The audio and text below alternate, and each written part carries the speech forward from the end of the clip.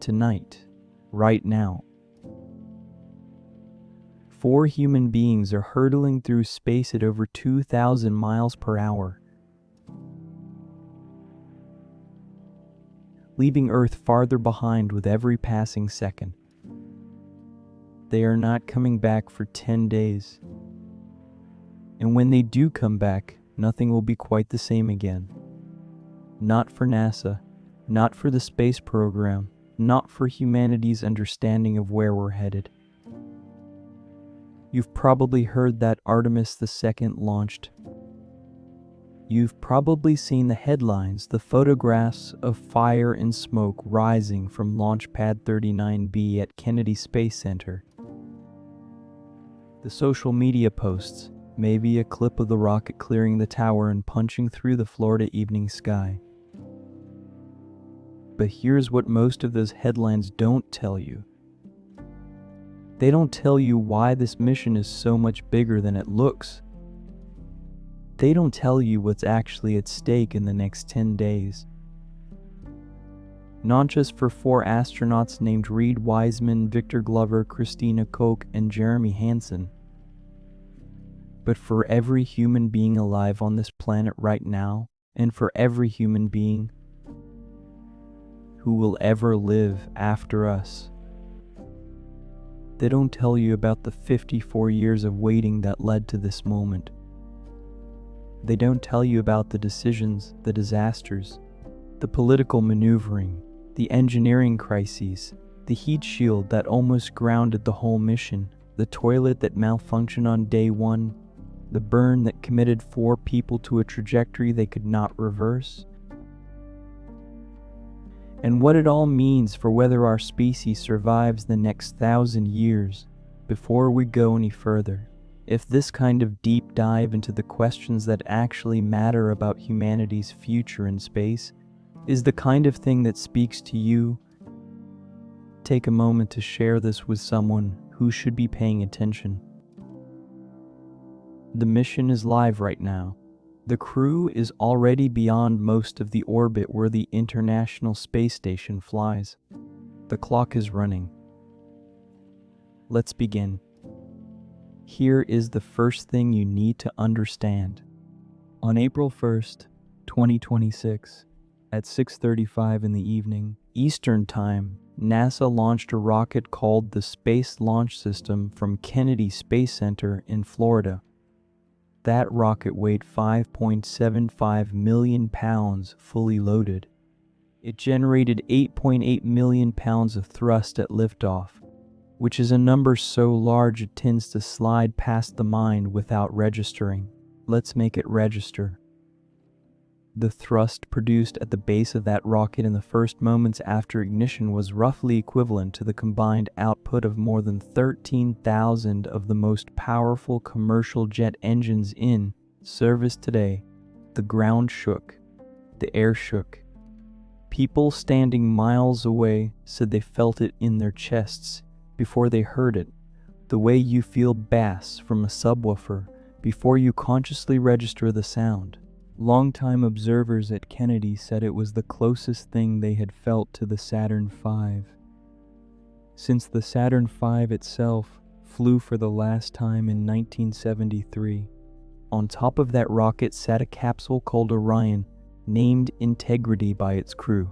Inside that capsule sat 4 human beings wearing pressure suits strapped into their seats, unable to do anything for the next 8 minutes except monitor instruments and trust that 400,000 individual components were all working correctly at the same instant. That's what a rocket launch actually is, by the way. It's an act of radical trust in engineering. You're sitting on top of controlled explosions powerful enough to vaporize you instantly. If something goes wrong in the wrong way, and you're trusting that the people who designed and built and tested this machine over the course of years got enough things right. The crew knew this. They had trained for years for this moment. Commander Reed Wiseman, a former Navy test pilot who had already spent 165 days on the International Space Station back in 2014, monitored the launch from the left seat. His job in those first 8 minutes was essentially to be ready to initiate an abort if something went catastrophically wrong. The flight was fully automated. Wiseman later said the launch was, and this is important, surprising in its smoothness. The SLS rocket has a complicated history. It has sprung fuel leaks. It has scrubbed launches at the last minute due to hydrogen problems. Teams had worked through late technical issues in the days leading up to April 1, including an unexpectedly high temperature reading on one of the batteries for the launch abort system that turned out to be an instrumentation error rather than an actual problem. The weather had looked threatening for long stretches of the final days. Launch teams were tense. Nobody assumed it would go smoothly, and then, against the expectations of experienced rocket watchers everywhere, it went smoothly. The SLS lifted off at almost the very beginning of its 2-hour launch window. Pilot Victor Glover, speaking to reporters from space the following day, smiled when he talked about it. He said they had trained themselves to be prepared without having an expectation. But in the back of your mind, you always kind of hope you launch. They launched.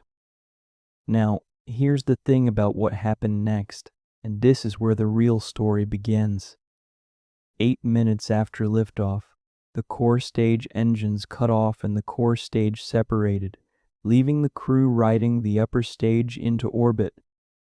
Orion deployed its 4 solar array wings, each lined with 15,000 individual solar cells, giving the spacecraft a wingspan of roughly 63 feet, about the width of a small regional jet aircraft. Engineers on the ground confirmed all 4 wings deployed correctly. Then the crew had a series of tasks to accomplish before anything else could happen. They checked systems. They performed a proximity operations demonstration, manually maneuvering Orion relative to the upper stage it had separated from, testing the spacecraft's ability to navigate using onboard sensors and thrusters, practicing the docking procedures that will matter enormously on future missions. And somewhere in there, they discovered that the toilet, the universal waste management system, which Christina Koch would later describe with characteristic dry humor as probably the most important piece of equipment on board, had a blinking fault light. The crew reported the toilet issue to Mission Control. Mission Control assessed the data. They worked through it together. The fault was resolved. Koch told reporters the next day, and you can hear both the relief and the amusement in the transcripts, that they were all breathing a sigh of relief when it turned out to be just fine. She added, without apparent irony, "I'm proud to call myself the space plumber." This is worth pausing on, not because a space toilet malfunction is funny, though it is a little funny, but because of what it illustrates about the actual texture of spaceflight that no Hollywood film ever quite captures. You are 4 human beings in a capsule about the size of a large SUV interior, surrounded by 58,000 pounds of spacecraft, flying at 17,500 miles per hour in low Earth orbit, preparing for the first crewed deep space mission in more than half a century, and the first crisis you have to solve is the toilet. This is how space exploration actually works. Not through heroic moments of steely-eyed astronauts facing the void with set jaws and noble monologues, through careful, methodical problem-solving of whatever problem presents itself next, whether that's a heat shield concern that takes years to resolve, or a blinking fault light on the waste management system that takes 20 minutes to diagnose and fix. Both matter equally. Both require the same fundamental skill: stay calm, assess the data, work the problem. The crew stayed calm. They worked the problem. Then they went to sleep. And while they slept, at 7:06 in the morning on April 2nd, Mission Control woke them up with a song.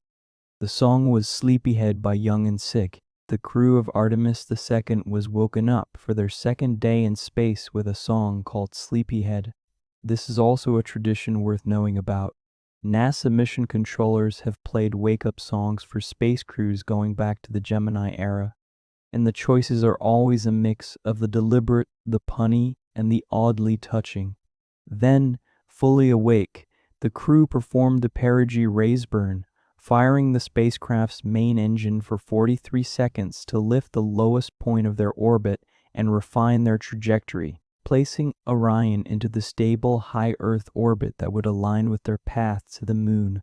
And then, at 7:49 that same evening, on April 2nd, they performed the translunar injection burn. The engine fired for just under 6 minutes and pushed Orion onto a path no human had followed in 54 years. That burn put them on what NASA calls a free return trajectory. In simple terms, even if every engine on the spacecraft suddenly died, the gravity of the moon and Earth would still swing them around the far side of the moon and bring them safely back home. No extra burns needed. The physics are already doing the work for them. Think about what this means for the 4 people inside that capsule. Reed Wiseman can look out the window and watch the Earth recede. He can watch it shrink, slowly but with a comprehensible and measurable pace, from a planet that fills the sky to a globe the size of a basketball to something smaller. This is something that happens to very few human beings. In the entire history of our species, in the roughly 300,000 years since anatomically modern humans first appeared on Earth, in the 12,000 years since the agricultural revolution, in the 5,000 years since the first cities were built, in all of that accumulated time, fewer than 30 individual human beings have ever traveled far enough from Earth to lose the visual experience of it as a world. 24 of them did it during the Apollo program between 1968 and 1972. Nobody had done it since. Until April 1st, 2026. Now 4 more have joined that extraordinarily small club, and for the first time in its history, that club includes a woman, a person of color, and a citizen of a country other than the United States of America. The woman is Christina Koch. She holds the record for the longest single spaceflight by a woman in history, having spent 328 consecutive days aboard the International Space Station in 2019 and 2020 during expeditions 59, 60, and 61. She knows what it is to be in space for a long time. She knows what it is to watch Earth from orbit, to experience the overview effect, that cognitive shift reported by nearly every astronaut who has seen the planet from above, where the idea of borders and conflicts and the petty divisions of surface life looks suddenly and irrevocably absurd against the background of the fragile blue marble hanging in black. But she has never seen what she is about to see on day 6 of this mission. Nobody alive today has seen it except the 24 men of Apollo. The person of color is Victor Glover. He is a United States Navy captain. He was the first black astronaut to live on the International Space Station for a long-duration assignment, spending 6 months aboard the station during the Crew 1 mission.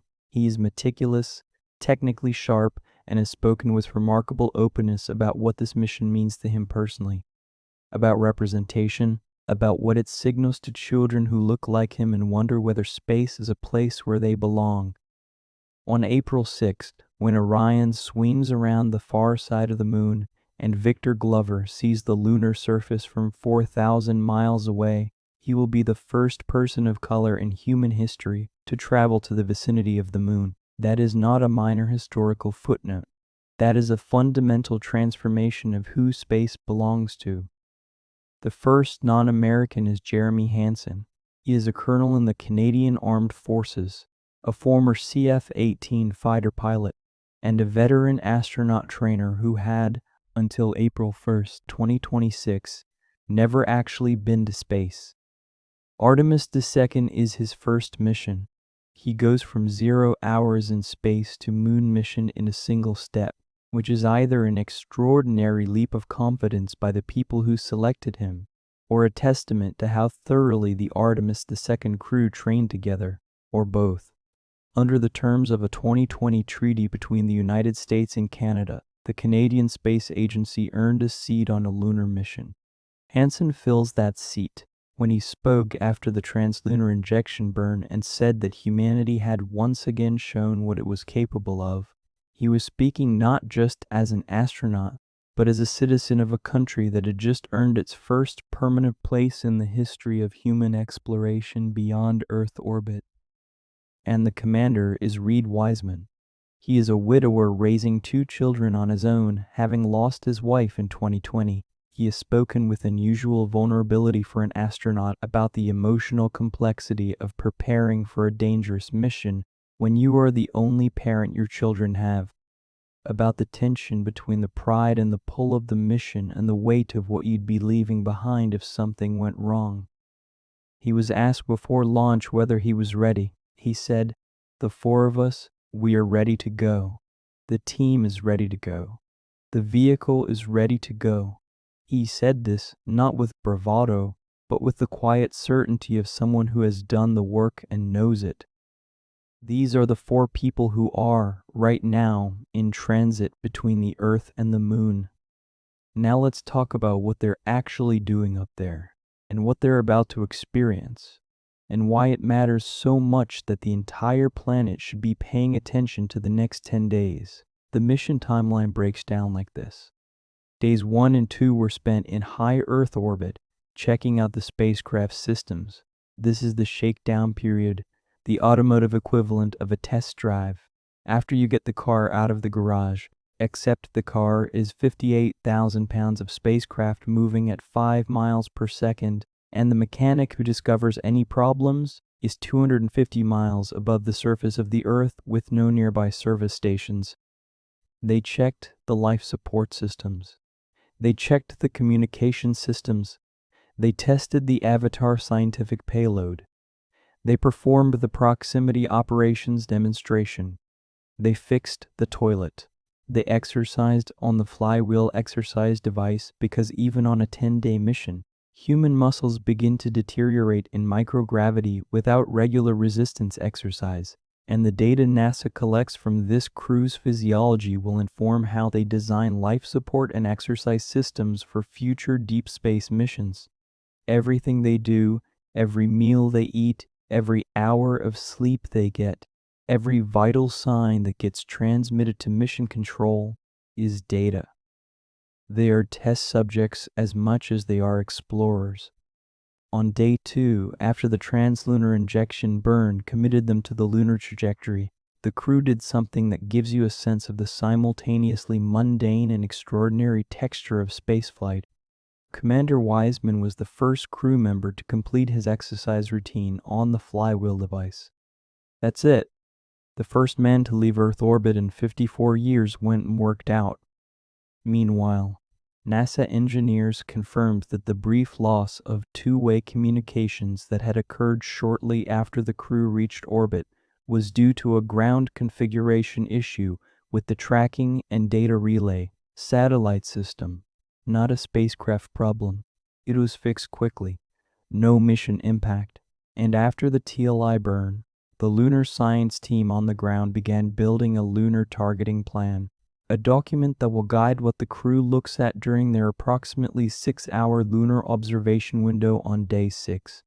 The targeting plan will prioritize craters, ancient lava flows, and the cracks and ridges created as the moon's outer crust slowly shifted over billions of years, geological features that can help scientists reconstruct the history of how the moon and the solar system itself formed. Days 3 through 5 are transit days.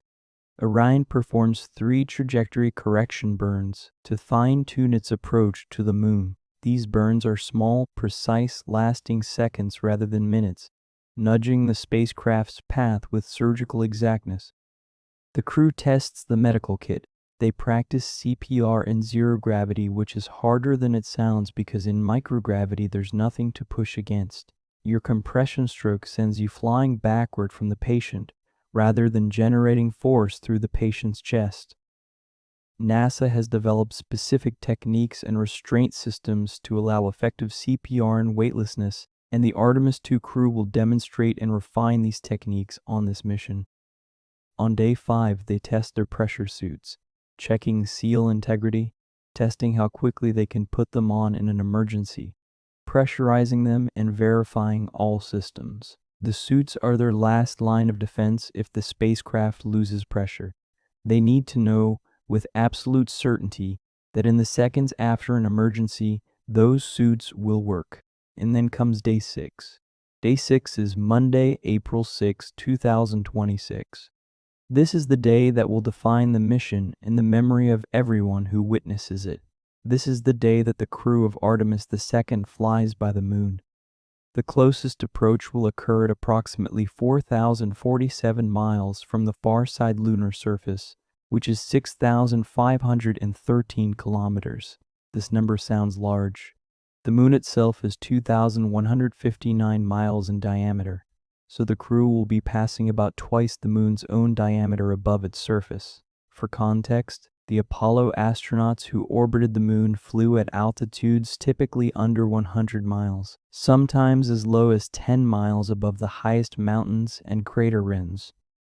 Artemis II's flyby is from much, much farther away. But this is not a limitation. It's a feature of the mission's design, and what the crew will see from that distance is actually something the Apollo astronauts never saw in the way they'll see it.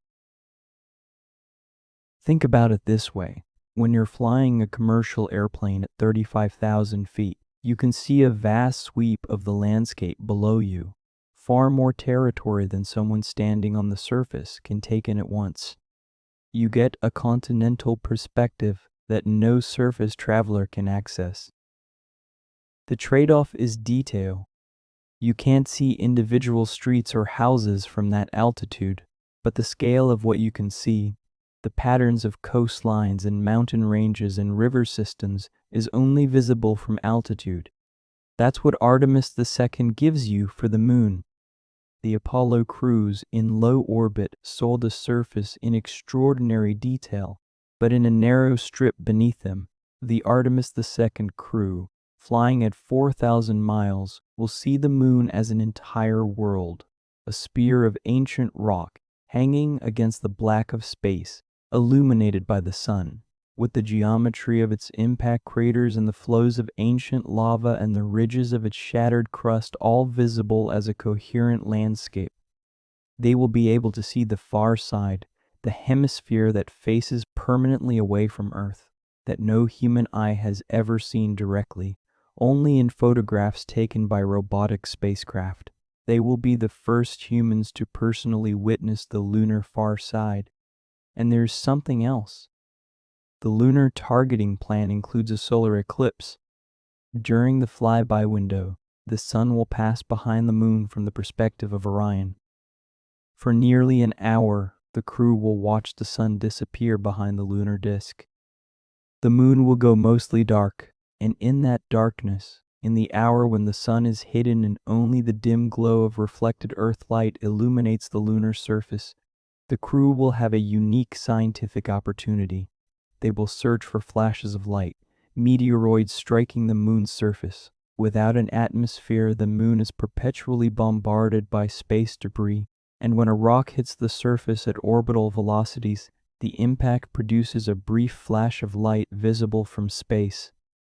They will watch for dust lofting above the moon's limb, dust kicked up by micrometeorite impacts and by the strange electrostatic effects of solar radiation on lunar regolith. They will observe the solar corona, the sun's outermost atmosphere, visible only during eclipses when the blinding disk of the solar photosphere is hidden. This is not incidental science. This is a scientific opportunity that exists only because the mission geometry worked out this way. And the Artemis II crew will be the first humans to observe a solar eclipse from the vicinity of the moon. After the flyby, after the moon's gravity has swung Orion around the far side and set it back on its return trajectory, the crew faces 3 more days of transit back toward Earth. More trajectory correction burns, more medical monitoring, more science experiments from the Archer program, which studies the physiological effects of deep space radiation on the human body, the kind of radiation exposure that doesn't exist in low Earth orbit because the Van Allen belts and the Earth's magnetic field provide some protection. Beyond the moon, you're outside all of that. The cosmic ray flux is higher. Solar particle events, bursts of high-energy particles from solar flares and coronal mass ejections, can expose astronauts to significant radiation doses very quickly. The crew of Artemis II is collecting data on this exposure in real time, data that will be used to design the radiation shielding and medical protocols for the crews of Artemis III, Artemis IV, and all the missions that come after. Then comes Day 10, April 10, 2026, splashdown in the Pacific Ocean off the coast of San Diego, California. And here is where the mission gets genuinely terrifying. Not because anything is expected to go wrong, but because of the physics involved in coming home. Orion will re-enter the Earth's atmosphere at approximately 25,000 miles per hour.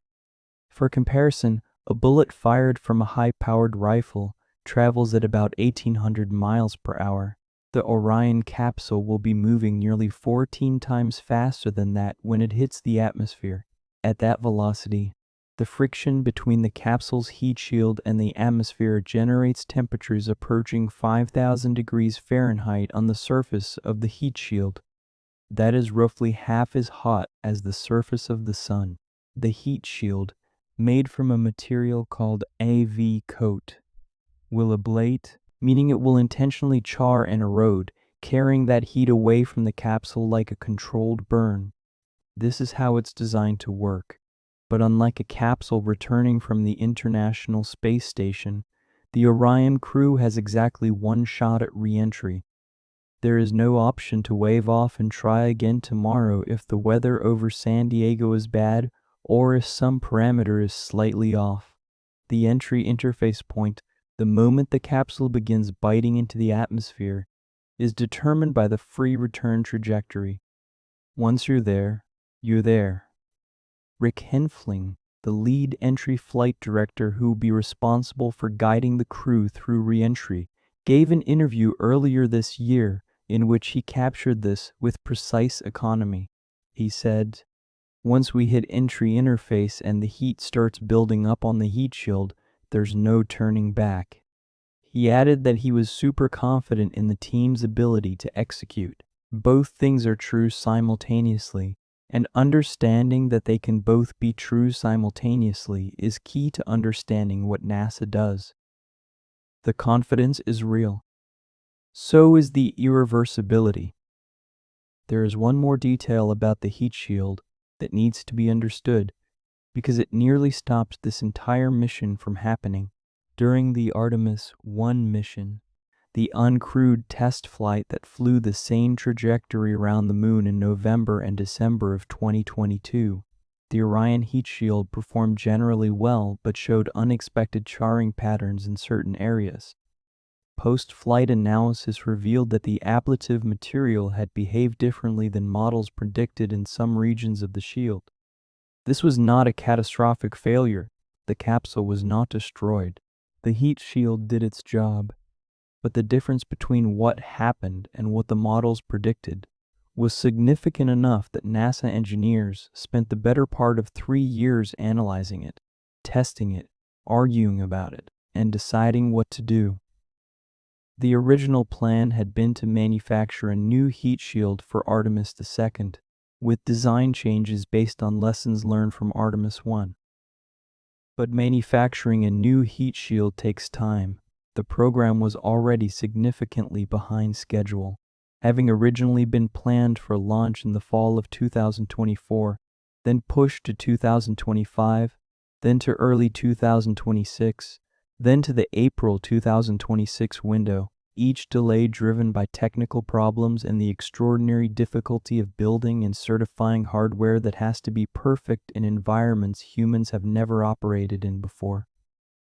By late 2025, the decision was made to fly Artemis II with a modified version of the existing heat shield rather than a replacement. The modification was not to the heat shield material itself, but to the re-entry trajectory. By increasing the descent angle slightly, reducing the time the capsule would spend in the most thermally intense portion of the re-entry corridor, engineers calculated they could limit the charring to within acceptable margins. Additional ground testing and modeling confirmed this approach would work. Jared Isaacman, who became NASA administrator in 2025, reviewed the analysis, met with engineers and outside experts, and stated in January 2026 that he supported proceeding with Artemis II using the existing heat shield. This is the kind of decision that defines space programs. There is never a moment when every risk has been eliminated. There is never a moment when the engineers can say with absolute certainty that nothing will go wrong. The question is always whether the remaining risks are understood well enough to be managed, whether the margins are sufficient, whether the analysis holds together under scrutiny.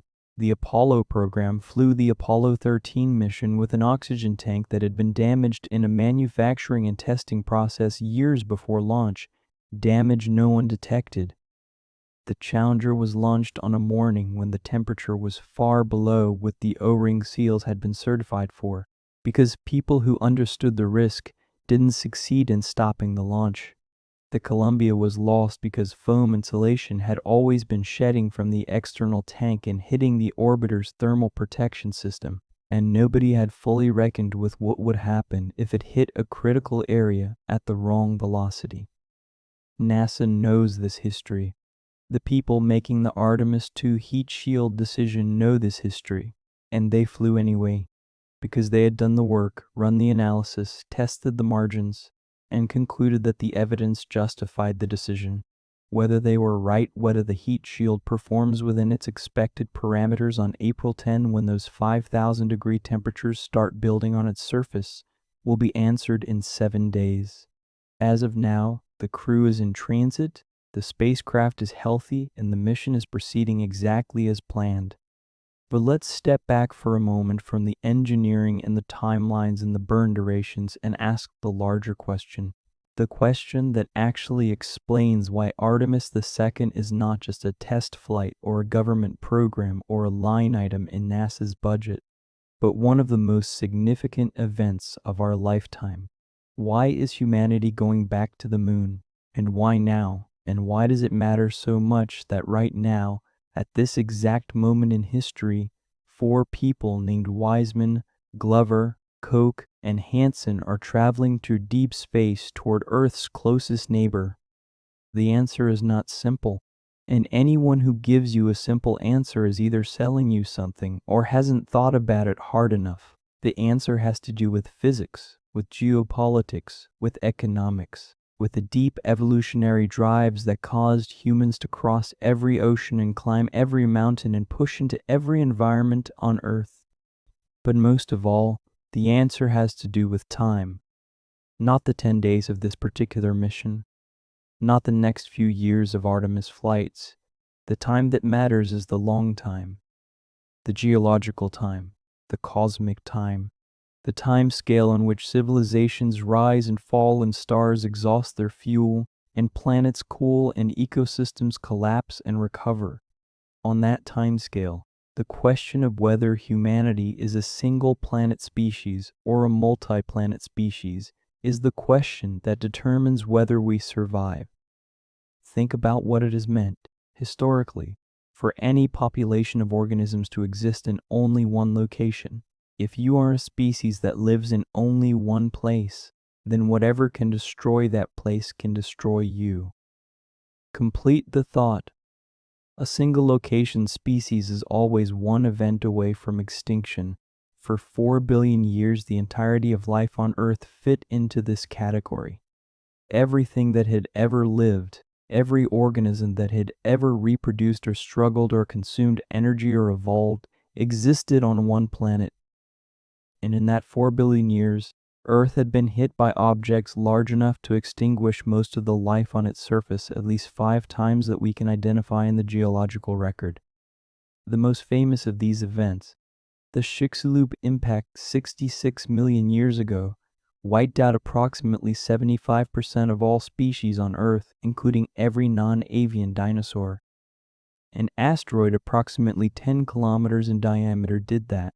There are thousands of objects of that size or larger in the solar system. Earth's gravitational field is constantly attracting them. We have found most, but not all of them. Our ability to deflect or destroy an incoming object of that size is, today, essentially zero.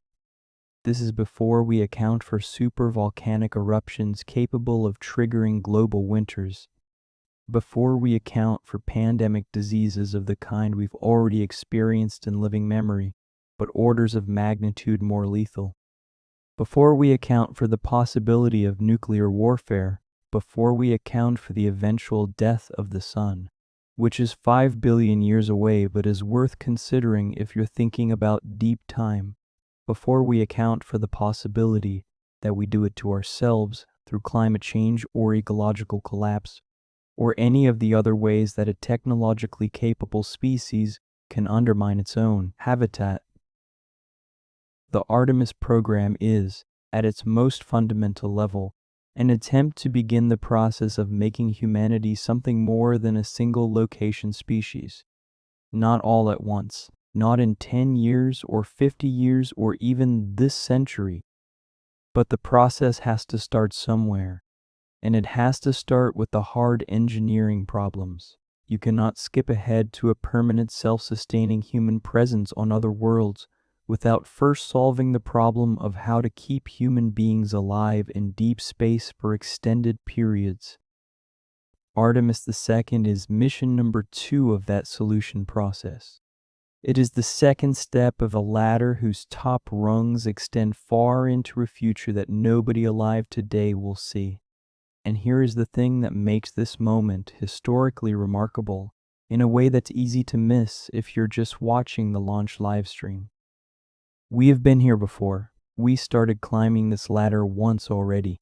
We did it in the 1960s and early 1970s, driven by Cold War competition with the Soviet Union, fueled by a decade of extraordinary national investment, carried out by a workforce of 400,000 people at the peak of the Apollo program. We climbed the ladder to the 7th rung.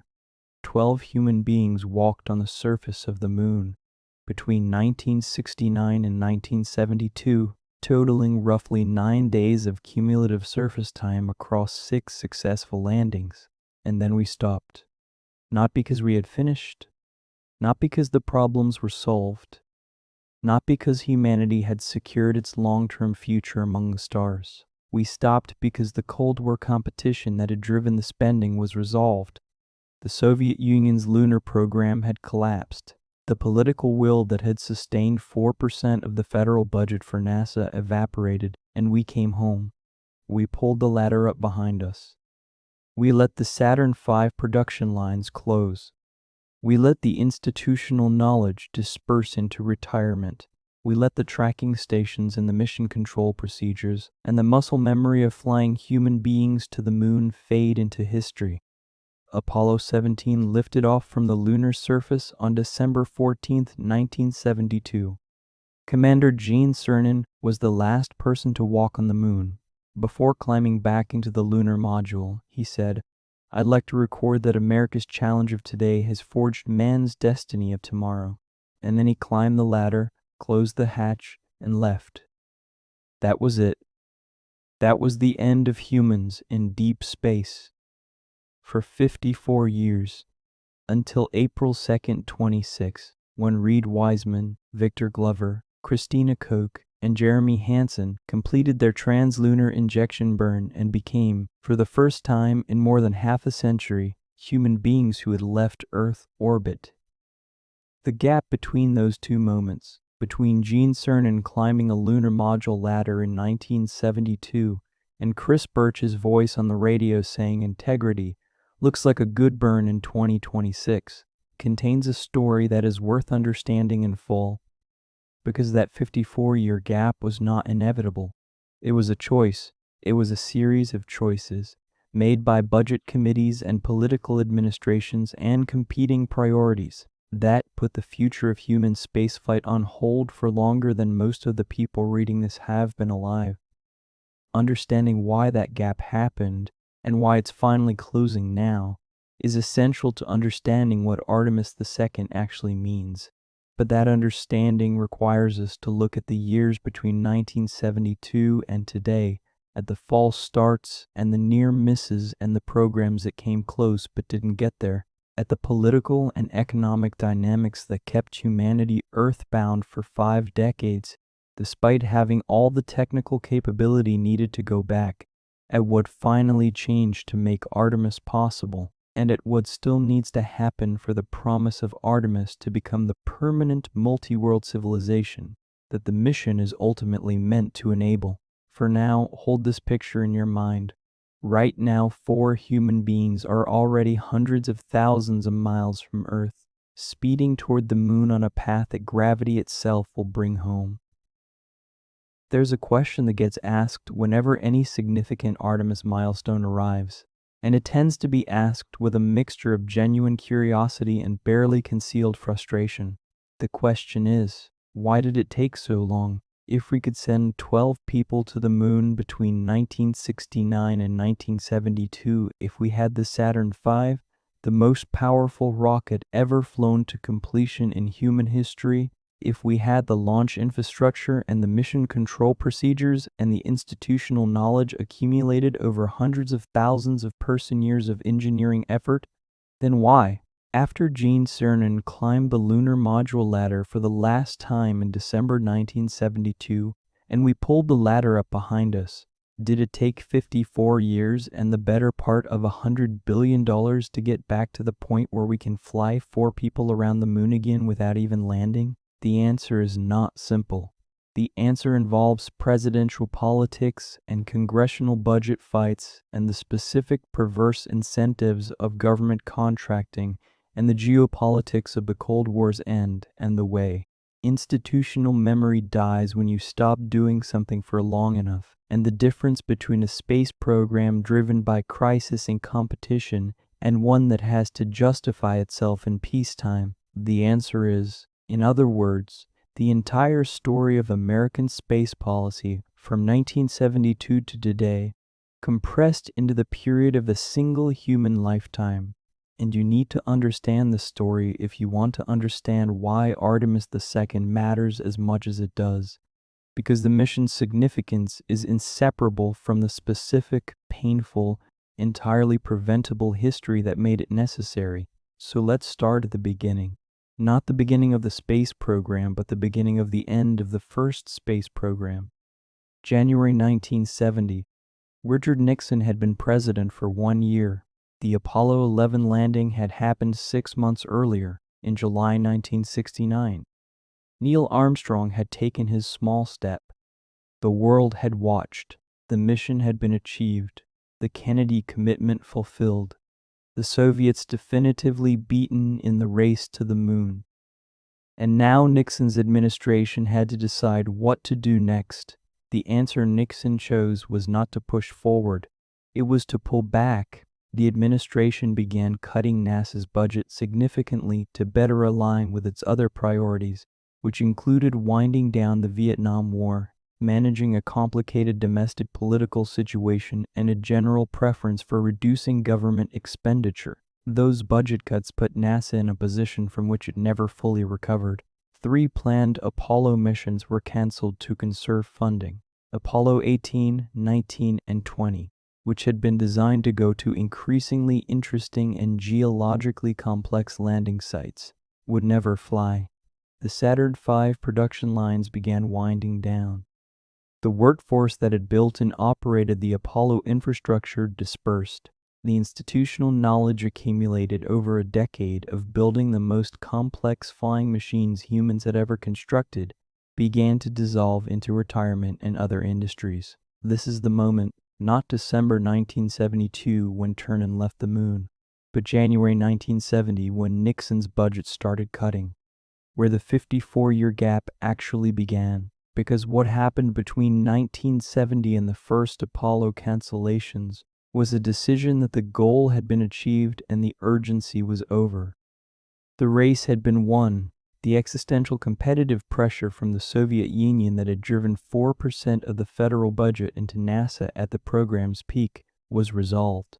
There is no longer a compelling reason to maintain the infrastructure, the workforce, the institutional capacity for deep space human exploration at the level Apollo had required, and without that compelling reason, the money went elsewhere. As the money went elsewhere, the capability went with it. NASA's response to the budget cuts was to pivot. The agency had to justify its existence without the Moon program, and what it landed on was the Space Shuttle.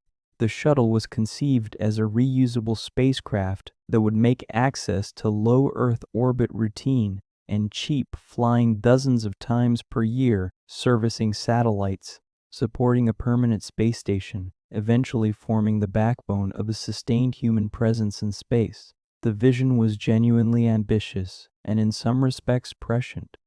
The shuttle did enable remarkable achievements. It carried the Hubble Space Telescope into orbit and then repaired it when its mirror turned out to have a critical focusing flaw, a feat of on-orbit servicing that no other spacecraft in human history has accomplished. It launched planetary probes. It supported life sciences research. It eventually, with its Russian equivalents, enabled the assembly of the International Space Station, an engineering accomplishment of extraordinary complexity that has been continuously inhabited since November 2000. A fact that is easy to forget, but the shuttle also made a fundamental trade-off that shaped American human spaceflight for 30 years. By committing to low Earth orbit, by building a system optimized for getting to and from the International Space Station, NASA effectively gave up on deep space. The Moon was no longer a destination. Mars was a distant aspiration that presidents mentioned in speeches but never funded. The entire institutional machinery of human spaceflight, the astronaut corps, the mission control teams, the hardware development pipelines, was oriented toward a region of space that extends a few hundred miles above the Earth's surface. A region in which the Apollo program's accomplishments, reaching 250,000 miles away, would have looked like ancient history. The shuttle flew 135 missions between 1981 and 2011. In those 135 missions, no human being traveled more than about 400 miles from Earth. For 30 years, low Earth orbit was the horizon. Then on February 1, 2003, the Space Shuttle Columbia disintegrated during re-entry. A piece of foam insulation had broken off the external tank during launch and struck the leading edge of the orbiter's left wing, damaging the thermal protection tiles that were the only thing standing between the crew and the 3,000-degree temperatures of atmospheric re-entry. The damage wasn't detected. The mission continued. 16 days later, on its way home, Columbia began coming apart at 230,000 feet above Texas, killing all 7 crew members. The debris field stretched for miles across eastern Texas and western Louisiana. Columbia's loss, coming 17 years after the Challenger disaster in 1986, forced a fundamental reckoning with the shuttle program and with American human spaceflight more broadly. George W. Bush's administration responded with what became known as the Vision for Space Exploration. Announced in January 2004, the proposal was ambitious: complete the International Space Station, retire the Space Shuttle, and then return to the Moon by 2020 as a stepping stone to eventual human missions to Mars. The program that was developed to execute this vision was called Constellation. It would involve 2 new rockets, the Ares 1 for Crew and the Ares 5 for Krogo, and a new capsule called Orion. The goal of returning to the Moon no later than 2020 was the kind of clear, specific target that a program needs to maintain focus and momentum. After Apollo, NASA tried several times to return to the Moon. The Space Shuttle kept us stuck in low Earth orbit for 30 years. Then came the Constellation program under President Bush. It was supposed to get us back by 2020, but it suffered from chronic underfunding, expensive cost-plus contracts that rewarded delays, and political pressure to protect jobs in specific states rather than build the fastest or cheapest rocket possible. What finally came out of that long struggle was the Space Launch System. It's an incredibly powerful rocket, the one that just launched Artemis to tap, but it's also extremely expensive and years behind schedule. That's a major reason why it took us more than 5 decades to send humans this far from Earth again. Now, with a new NASA administrator at the helm, things are starting to change. Isaac Min is not a career government official. He is the founder and CEO of Shift4 Payments, a billionaire who flew to space himself on the Inspiration 4 mission in 2021, the first all-civilian orbital mission in history, and again on the Polaris Dawn mission in 2024, during which he performed the first commercial spacewalk. He came to NASA as an outsider who understands both how the commercial space industry works and what it feels like to be a passenger on the hardware he's now responsible for certifying as safe for government astronauts. In the months since his confirmation, Isaac Min has moved aggressively to streamline and redirect the program in ways that his predecessors were either unwilling or unable to pursue. He canceled the Block 1B enhanced upper stage that would have added more payload capacity to the SLS, but at enormous additional cost and years of additional development time. He canceled the Lunar Gateway, a planned orbital station around the moon that had been a centerpiece of NASA's original Artemis architecture, but the critics had long argued added complexity and cost without adding proportional mission value, and he redirected those resources toward what he called the neglected Artemis lunar base on the surface. He changed the Artemis III mission plan instead of the first crewed lunar landing, which was clearly not achievable on any near-term schedule, given the state of the Starship human landing system development. Artemis III will now focus on testing the commercial lunar landers in low Earth orbit, comparable to what Apollo 9 did for the lunar module in 1969. The first actual crewed landing has been reassigned to Artemis IV, targeted for 2028. These are controversial decisions. People who have spent their careers building the Lunar Gateway are not happy about its cancellation. People who believed Artemis III would be the landing mission are disappointed by the restructuring. The space policy community is divided about whether these changes represent necessary pragmatic course corrections or the abandonment of carefully developed architectures in favor of improvised alternatives. But the direction Isaac Min is trying to move toward leaner, faster, more commercially integrated operations with clearer near-term milestones has momentum that it has lacked for most of the program's history, and the reason it has that momentum now is the reason it was always going to eventually gain momentum, regardless of who was running NASA, regardless of which party controlled Congress, regardless of what any individual administrator wanted to do. The reason is China. China's space program has followed a development path of extraordinary methodical patience. The country launched its first astronaut, Yang Liwei, on the Shenzhou 5 mission in October 2003, 42 years after Yuri Gagarin became the first human in space and 34 years after Apollo 11. They were not early. They were not trying to race in the 1960s mold. They were building capability systematically, one step at a time at a pace their industrial and technological base could sustain, in service of a long-term strategy that looks, to people who have been watching it carefully for decades, like the clearest and most consistently executed national space strategy of any country in the world. The Shenzhou program established crew launch capability. The Tiangong Space Station series, starting with Tiangong-1 in 2011 and continuing to the permanent Tiangong station that has been continuously occupied since 2021, established long-duration habitation capability. The Chang'e robotic lunar program executed a series of increasingly ambitious missions, landing on the moon's near side, landing on the far side for the first time in human history with Chang'e 4 in January 2019, and returning samples from the far side with Chang'e 6 in 2024, the first samples ever retrieved from the lunar hemisphere that always faces away from Earth. China's Long March family of rockets now comprises more than 20 variants, with an overall success rate of approximately 97%. When China announces a date for something, the people watching the program most carefully say, with consistent emphasis, that they generally meet it. China is planning to land astronauts on the moon by 2030.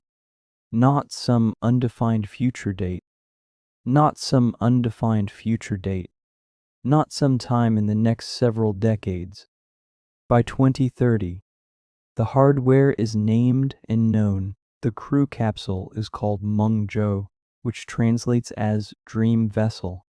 The lunar lander is called Lanyue, which translates as Embracing the Moon, a name that comes from a poem by Mao Zedong. The launch vehicle will be the Long March 10, a heavy-lift rocket currently in development.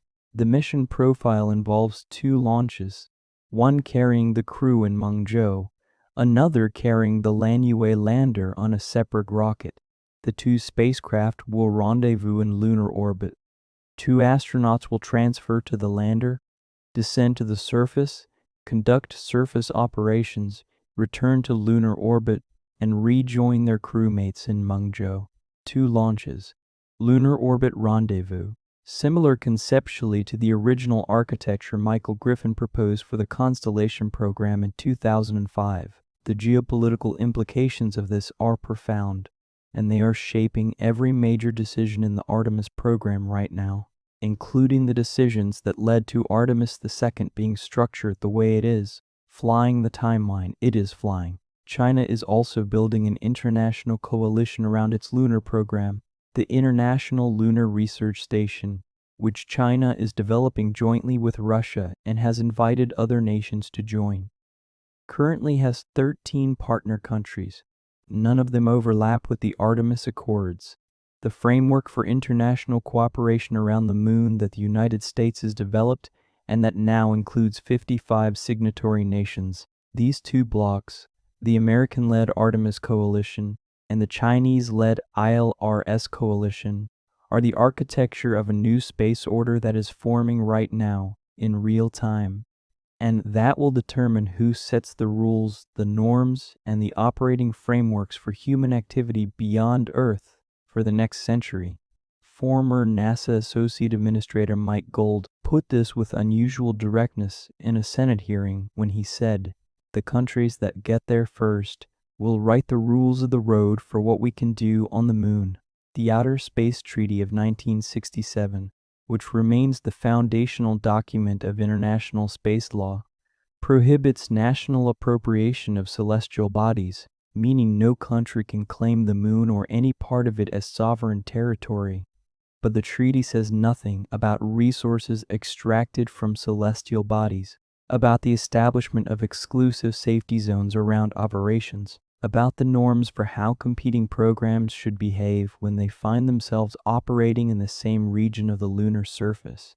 Those norms don't exist yet in any legally binding form. They will be established by the countries that show up first, operate repeatedly, and demonstrate how responsible lunar activity can be conducted.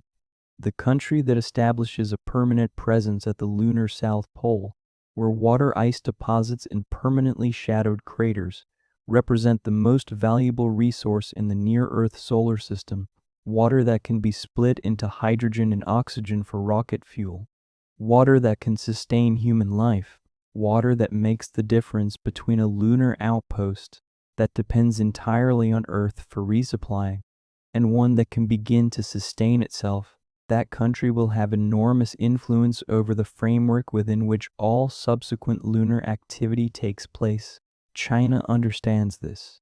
The 555 campaign that China has rolled out to expand its lunar coalition, aiming to add 50 nations, 500 institutions, and 5,000 researchers to its framework by the early 2030s, is not primarily a scientific initiative. It is a geopolitical initiative dressed in scientific language, an attempt to build a rival international consensus that positions the American-led Artemis framework as one option among several rather than the default operating standard for humanity's return to the moon. Beijing is offering low-interest loans to countries for ground station construction. It is offering technology transfer guarantees. It is offering seats on Chinese missions to smaller space agencies.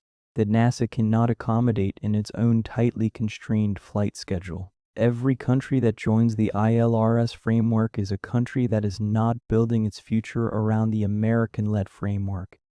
The space is being divided. American officials have been increasingly vocal about this dynamic. Isaacman, in February 2026, said explicitly that NASA faced credible competition from its greatest geopolitical adversary and needed to move faster, eliminate delays, and achieve its objectives. He is the NASA administrator least likely in the program's history to engage in diplomatic softening of the China competition framing, and the competitive urgency he's importing from his commercial background is partly what drove the program restructuring and the aggressive push toward the April 2026 launch window that put Artemis 2000 SEC in the air on April 1. In late 2025, President Trump signed an executive order formally affirming the goal of landing Americans on the moon by 2028 and beginning to establish a permanent outpost by 2030, the same year as China's planned crewed landing. The same year China plans to begin constructing its International Lunar Research Station. Whether these timelines can both be achieved is an open question. Whether they will result in conflict or cooperation or some complex mixture of both, another open question. The Outer Space Treaty forbids sovereignty claims, but doesn't prevent two nations from building infrastructure in the same region and then discovering they have incompatible ideas about operating procedures. International space law is largely untested at the level of sustained competing human presence on another world. We are about to find out what happens when the tests begin, but here is what's important to understand about this geopolitical dimension in the context of Artemis II specifically. The mission that launched on April 1, 2026, is not primarily a response to China. It is the result of a program that began before China's lunar ambitions were fully visible, that survived cancellations and restructurings and budget crises that had nothing to do with Chinese competition, and that is now being accelerated partly by Chinese competition, but would have happened anyway on its own slower timeline. What the Chinese competitive dynamic has done is provide exactly the kind of urgency that the Artemis program has lacked for most of its history. The same function, in structural terms, that the Soviet program played for Apollo, the threat of being second, of losing the narrative, of ceding the geopolitical ground, tends to concentrate minds in ways that abstract aspiration does not. There is something historically ironic about this. The United States invented the modern space program as a response to Soviet competition. It achieved the moon on the energy of that competition. It stopped going to the moon when the competition ended. It spent 54 years in low Earth orbit while the competitive urgency was absent. And now, with a new competitor rising, with a new set of footprints potentially being planted on the lunar surface by a rival nation within the next 4 years, the urgency is back. The money is being committed. The launches are happening. The crew is in transit as we speak. Whether this urgency will be sustained through the much harder and more expensive work that lies ahead, through Artemis III and Artemis IV, and the first actual crewed landing and the establishment of a permanent base, that is the question that the next decade will answer. But right now, today, the 4 people inside Orion named Integrity don't need to think about any of this. They have enough to do. They are somewhere in the vast emptiness between the Earth and the Moon, the distance growing slowly larger with each passing hour. The Earth behind them, visible still as a sphere but shrinking.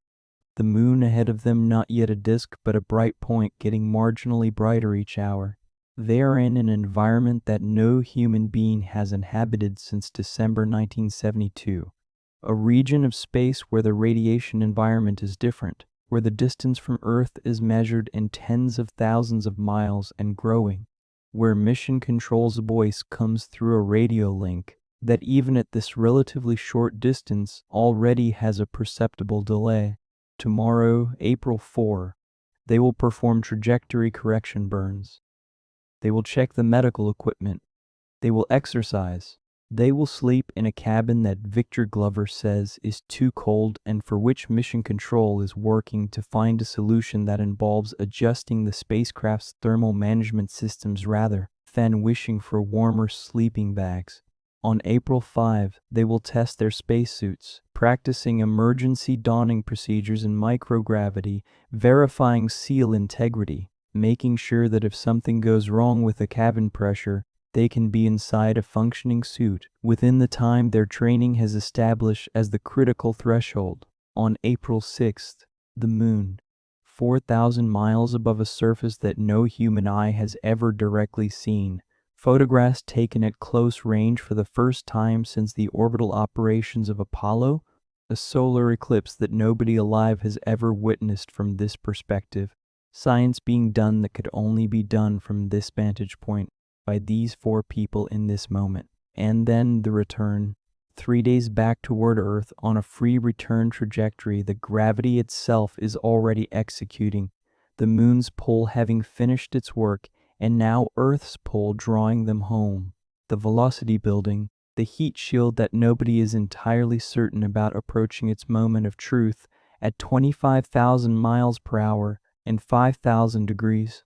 The question of what happens next, after Artemis II, after the splashdown in the Pacific on April 10th, after the crew has been recovered and examined and celebrated and debriefed, is the question of whether this time we sustain it, whether this time we don't stop, whether the ladder we have begun climbing again gets extended to its full height, or whether, as happened in 1972, we stop again somewhere on the way up and come back down and wait another generation to try again. The answer to that question is not yet written, but some of the crucial factors that will determine it are already visible. The commercial space industry that didn't exist when Apollo ended is now capable of building hardware that NASA couldn't afford to build on its own.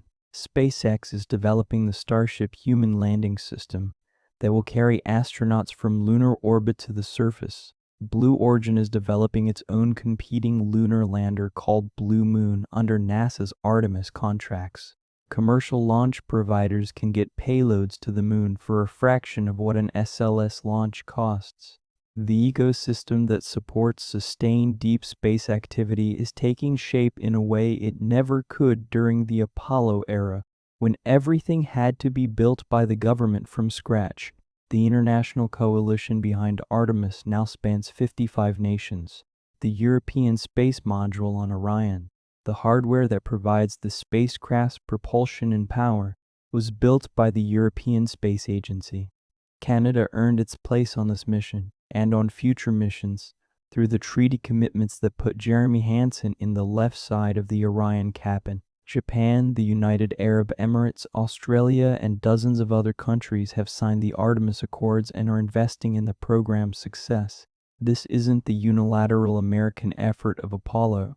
It is by design and by geopolitical necessity. A coalition program, and coalition programs, when the coalition is maintained, have a political durability that purely national programs tend to lack. Individual administrations can cancel national programs. They are much less able to cancel international commitments without diplomatic consequences. And there is the simple fact of what is happening right now, today. That changes the political and cultural landscape in ways that are hard to quantify but real. When you watch a rocket carrying 4 human beings leave the Earth and head toward the moon, something happens in the human imagination that press releases and budget proposals and strategic planning documents cannot replicate. Something wakes up. Something that has been dormant since December 1972 is stirring again. And millions of people watching the live streams and following the blogs and staying up to hear the Capcom say integrity. Looks like a good burn. That awakening is part of the political fuel that sustains a program across administrations and budget cycles. It doesn't by itself guarantee that Artemis will continue to its full ambition, but without it, nothing continues. We are in the first hours of that awakening. The crew is in transit. The mission is proceeding. For the first time since 1972, the question of whether we will go back to the moon is not a question about the future. It is a description of the present. 4 people are going back to the moon right now. In 7 days they'll come home, and 3 days after that, the question of what comes next will be the most urgent question in the human space program. Not for the first time. But maybe, this time, for the last time, maybe this time we don't stop. Let's start with a number. 252,799 miles. That is the distance from Earth that the Orion spacecraft carrying Reed Wiseman, Victor Glover, Christina Koch, and Jeremy Hansen will reach at its farthest point from home. On April 6, 2016, when it swings around the far side of the moon, 252,709 miles, that number is not just a mission statistic, it is a record. It will be the farthest any human being has ever traveled from Earth. The previous record was 248,655 miles, set by the crew of Apollo 13 in April 1970, when Jim Lovell and his crewmates were flung around the moon on an emergency-free return trajectory after an oxygen tank explosion destroyed their service module. They set their record not through ambition, but through catastrophe. Not as an achievement to celebrate, but as a survival maneuver to escape dying on the far side of the moon. The record stood for 56 years because no one went back far enough to break it. On Monday, April 6, 2026, it gets broken. And if you understand what that 252,799 miles represents, not just as a distance, but as a beginning, not just as a record, but as a first step, you understand everything that matters about what comes next. Because the distance is not the point. The distance is just a measurement of how far we've restarted the engine. What matters is where the engine is pointing. The engine is pointing at the moon's south pole, then Mars, then everything after that. To understand why the South Pole specifically, and why it matters so much, you need to understand what was always missing from the Apollo program. Apollo landed 12 astronauts on the moon at 6 sites, all of them in the equatorial near-side region, the relatively flat lunar maria, the dark basaltic plains that formed when ancient lava flows solidified billions of years ago. The Apollo astronauts brought back 842 pounds of lunar rocks, samples that scientists are still studying more than 50 years later. But all of those samples came from essentially the same geological zone, the younger lava resurface terrain of the moon's near-side equatorial belt. 6 missions, 12 moonwalkers, 842 pounds of samples, and all of it from the same basic neighborhood. The moon has a surface area of roughly 14.6 million square miles. Apollo explored in total perhaps a few square miles of it. The geology of the South Polar region, ancient and cratered, and fundamentally different from the lava plains the Apollo crews walked on, had never been touched, never been sampled, and it holds something that none of the Apollo sites held: water ice. The discovery of water ice at the moon's poles is one of the most significant findings in planetary science in the last 30 years, and it is still not fully appreciated outside the scientific community. The moon was long assumed to be bone dry. The lunar rocks Apollo brought back showed no hydration. The surface is seared by unfiltered solar radiation and bombarded by micrometeorites in a hard vacuum. Water molecules that land on the sunlit lunar surface don't last.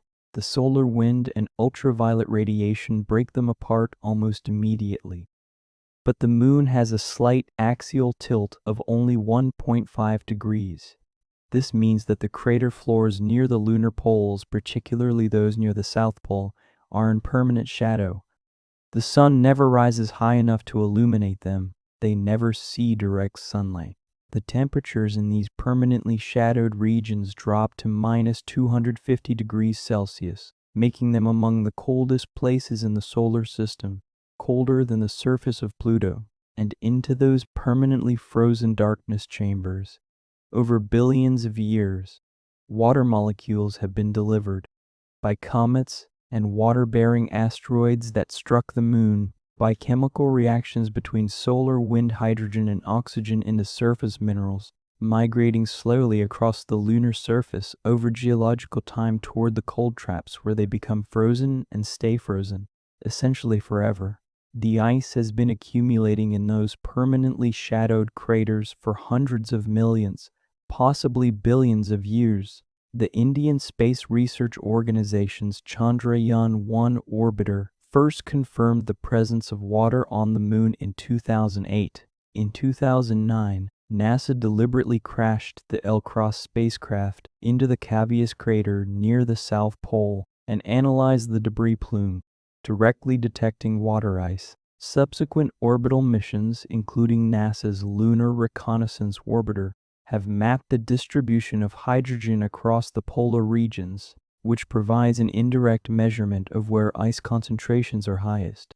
The cumulative area of permanently shadowed surface near the moon's poles is more than 30,000 square kilometers, and the ice is not uniformly distributed across it. It appears to be concentrated in clusters in specific craters at specific depths. The question of exactly how much ice is there, in what form, and at what depths, is one of the fundamental questions that the Artemis program's surface missions are designed to answer. Why does all of this matter so much? Why is NASA so focused on the South Pole instead of going back to the nice flat areas where Apollo landed? The answer is simple, but incredibly important. The lunar South Pole holds something that changes the entire future of space travel.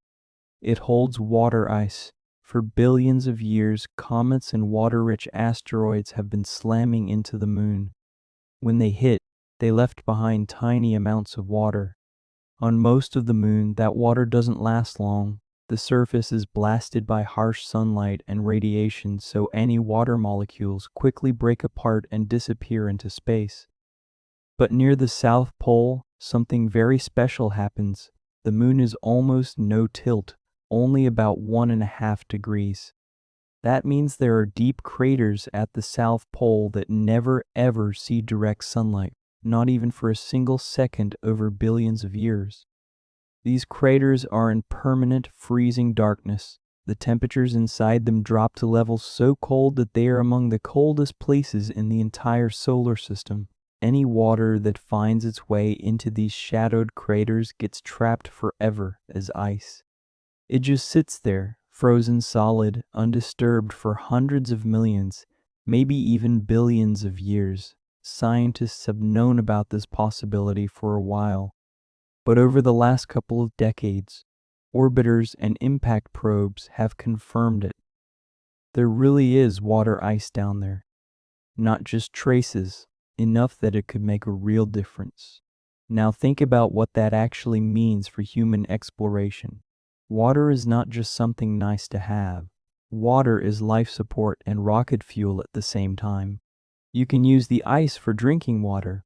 You can split the water molecules apart into oxygen and hydrogen. The oxygen can be used for breathing. The hydrogen, combined with oxygen, becomes powerful rocket propellant. Right now, every single drop of water and every kilogram of fuel for a deep space mission has to be launched from Earth. That is incredibly expensive and difficult because Earth has a very strong gravity. Well, you need huge rockets just to get stuff off the ground. But if you can produce water, oxygen, and rocket fuel directly on the moon, everything changes. You don't have to keep shipping everything from home. A lunar base stops being this fragile little camp that constantly needs resupply rockets from Earth. It starts becoming something much more independent. It becomes a real outpost, a place where astronauts can live for weeks or months without waiting for the next delivery. And even more importantly, the moon can become a refueling station. Spacecraft heading to Mars or other destinations could stop at the moon, top up their tanks with locally made fuel, and then continue their journey much more efficiently. That is why the South Pole is so strategically valuable. It is not just any part of the moon. It is the one place where you have two incredible resources sitting right next to each other. In the deep, dark craters, you have the frozen water ice, and on the tall crater rims right beside them, the sun shines almost constantly. You can set up solar panels there that generate nearly uninterrupted power, so you get constant electricity and accessible water in the same small area. That combination, power plus water, is the foundation for any long-term human presence beyond Earth. Without it, building a real base would be enormously more difficult and expensive. This is a completely different kind of exploration than what Apollo did. The Apollo astronauts landed in the warm, sunny equatorial regions. They brought back beautiful rocks, but those rocks came from relatively young lava plains. The South Pole was ancient. The terrain is rough, heavily cratered, and much older. The rocks in the ice there can tell us stories about the very early solar system, about how water was delivered to Earth and the Moon, and about what conditions were like when life was just beginning to form on our planet. There is one more resource at the South Pole that gets scientists and engineers really excited: helium-3. Helium-3 is a light, rare form of helium. On Earth, it is extremely difficult and expensive to get. Almost all of our helium-3 comes from the slow decay of material in old nuclear weapons stockpiles. But on the Moon, something different has been happening for billions of years. The solar wind, that constant stream of particles coming from the sun, has been gently depositing helium-3 into the lunar soil across vast areas. Over time, it is built up into concentrations that could be mined. Why does anyone care so much about helium-3? Because it could be the key to a completely new kind of clean nuclear fusion energy. Today's experimental fusion reactors mostly use deuterium and tritium, which create a lot of neutrons and make the reactor walls radioactive over time. But when you fuse helium-3 with deuterium, the reaction produces mostly protons instead of neutrons. That means almost no radioactive waste and the possibility of much cleaner, safer fusion power. If we can successfully mine helium-3 on the Moon and bring it back to Earth, it might one day help solve our energy problems in a way that is far better for the planet. Of course, we are still at the very beginning of all this. Mining ice or helium-3 on the Moon is not something that will happen next year. It will take many missions, a lot of new technology, and years of careful work. But the first small steps are already being taken. Private companies are signing agreements to buy future lunar helium-3. NASA and other space agencies are planning robotic missions to test extraction technologies. Governments are starting to think seriously about how to turn these resources into reality. The point is this: the Moon is no longer just a place we visit.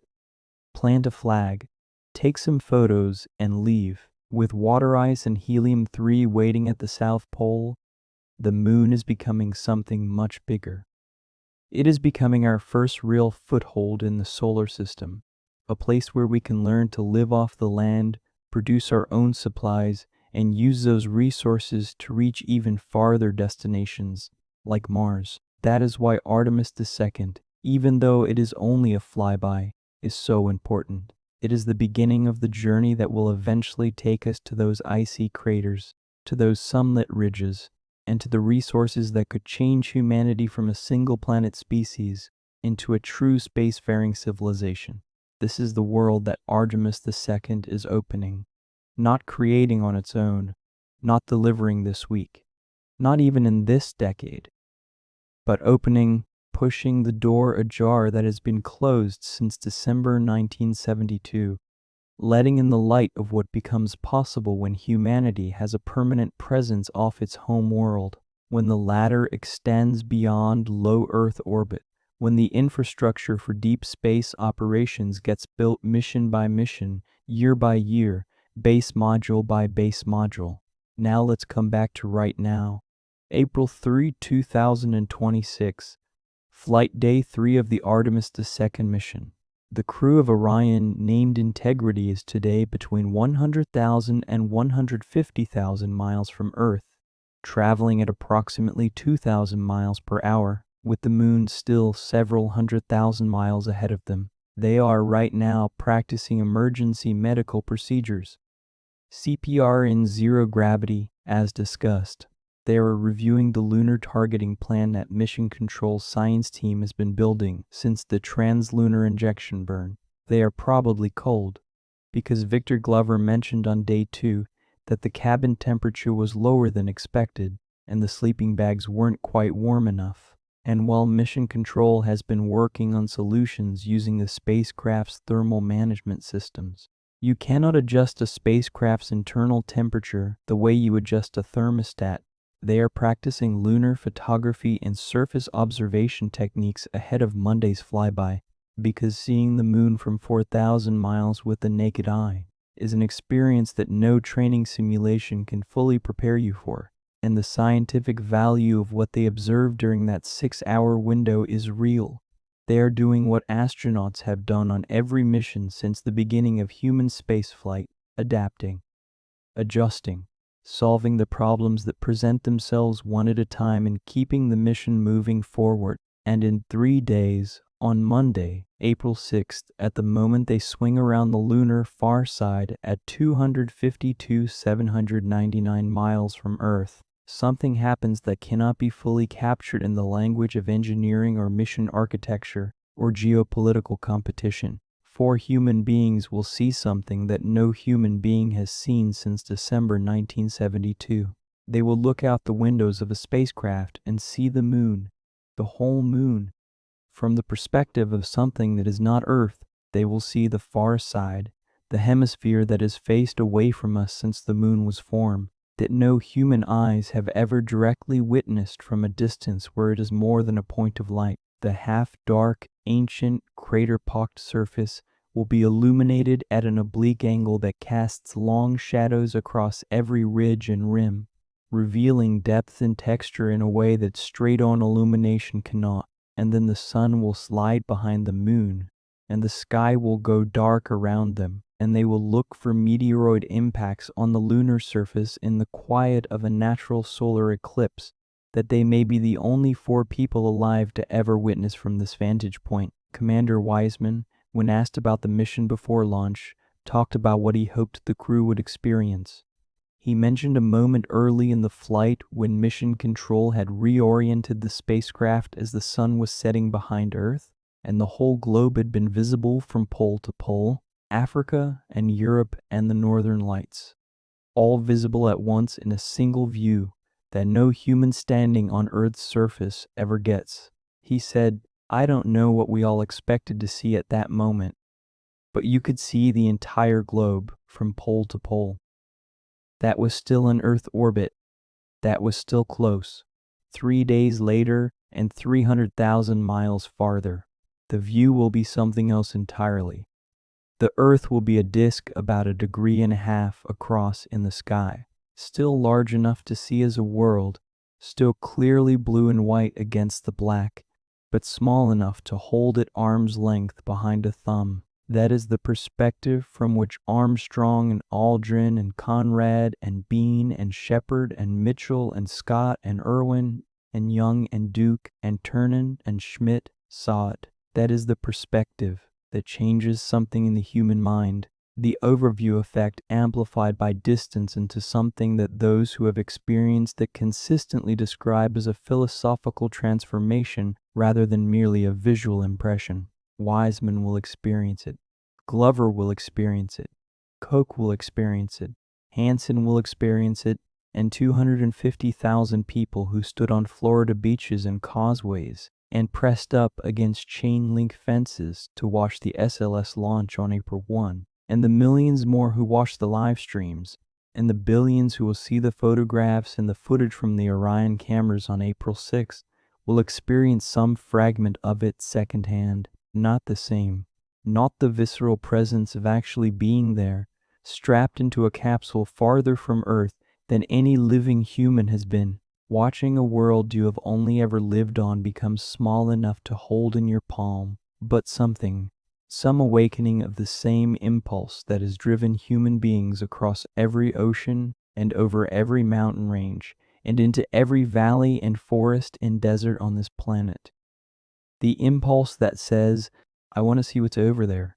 That impulse is why Artemis II matters beyond its technical objectives, beyond the heat shield data and the life support verification and the Avatar scientific payload and the CPR demonstrations in zero gravity and the trajectory correction burns and the free return mechanics.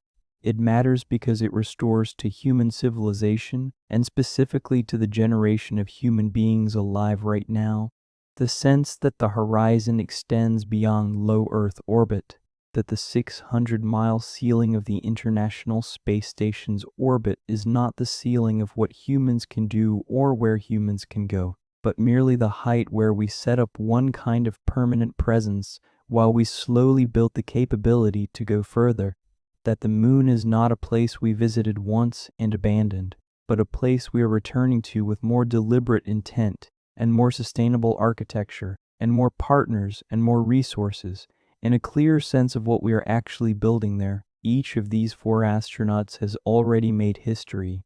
Victor Glover is the first person of color to fly this far from Earth. Jeremy Hansen, the first Canadian in deep space. Christina Koch, the first woman. And Reed Wiseman, the commander bringing humanity back where we left off 54 years ago. 7 days from now, on April 10, 2026, the Orion capsule will re-enter the Earth's atmosphere over the Pacific Ocean at 25,000 miles per hour, glowing white-hot against the sky, the heat shield experiencing the temperatures it was modified to endure, the parachutes deploying in sequence, the capsule swinging below them, the crew feeling gravity again for the first time in 10 days, and then splashing down in the ocean off San Diego with the recovery ship already on its way. Mission Control will call go for landing. The parachutes will deploy correctly, or they won't. And then the mission will end in a way that nobody is thinking about, but that everybody has accounted for in the safety analyses. Because that is what responsible spaceflight means. You account for everything.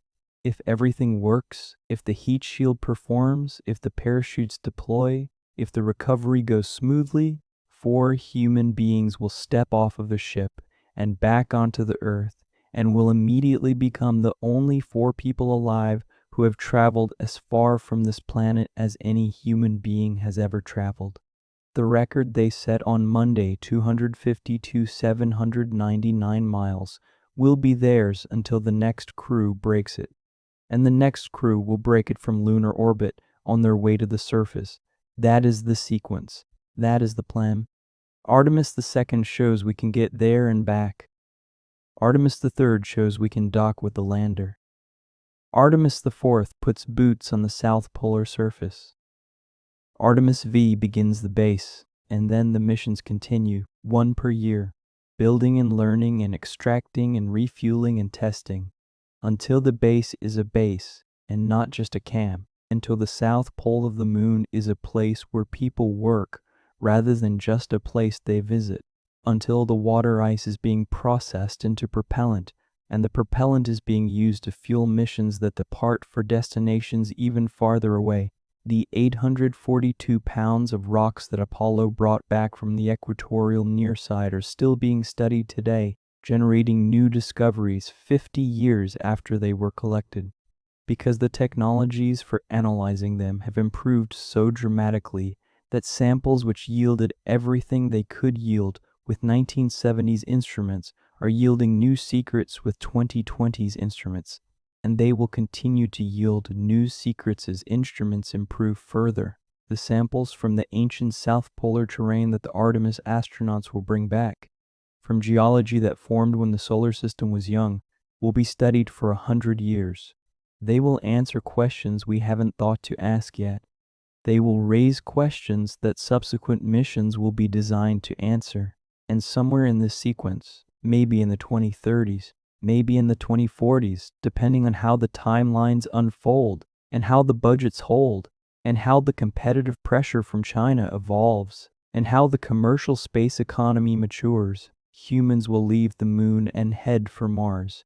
The same journey described in part 1 of this series, the 6 to 9 month transit, the communication delays, the landing on a world where an afternoon at the equator is colder than Antarctica in winter, the uncertainty and the isolation and the existential stakes, all of that will happen.